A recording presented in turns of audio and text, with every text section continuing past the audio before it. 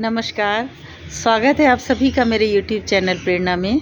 आज हम बात करते हैं बच्चों के व्यवहार के ऊपर। क्यों बच्चे इतने एग्रेसिव होते जा रहे हैं, इम्पेशेंट होते जा रहे हैं। आखिरकार ऐसा क्या कारण है कि बच्चे छोटी सी लड़ाई को इतना बड़ा बना लेते हैं और इतने क्रोधित होकर के एक दूसरे के ऊपर हमला करते हैं। बहुत सारी जगह इस तरीके के स्कूलों में एग्जाम्पल दिखाई दे रहे हैं।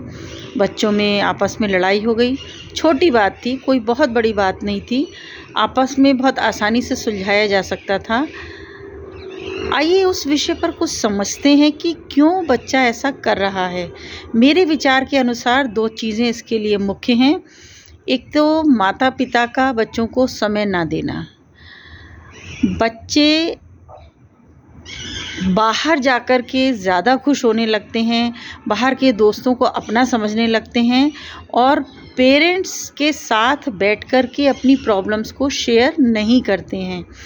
मेरा पेरेंट्स से अनुरोध है, उनको समय दीजिए, उनकी समस्याओं को समझिए, उनके मन में क्या विचार चल रहा है, वो क्या सोच रहे हैं, ये आपको समझना पड़ेगा। उनका दोस्त आपको बनना ही पड़ेगा, नहीं तो इस समस्या का समाधान नहीं हो सकता है।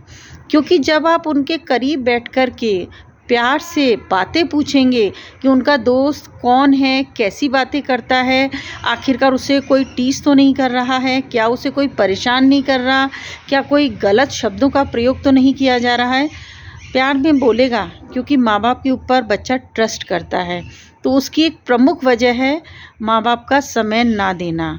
तो मेरा अनुरोध है, आप सभी अपने बच्चों के साथ मिल कर के बैठिए, समस्या का समाधान कीजिए। दूसरा एक विषय जो आ रहा है, सोशल मीडिया का अधिक से अधिक प्रयोग करना। और सोशल मीडिया का प्रयोग किस तरीके से किया जा रहा है। छोटे बच्चे तो गेम खेलने में कर रहे हैं, और गेम भी किस तरीके से हैं, लड़ाई झगड़े के विध्वंस, जिसको हम कहते हैं कि एक दूसरे के ऊपर मार पिटाई वाले गेम।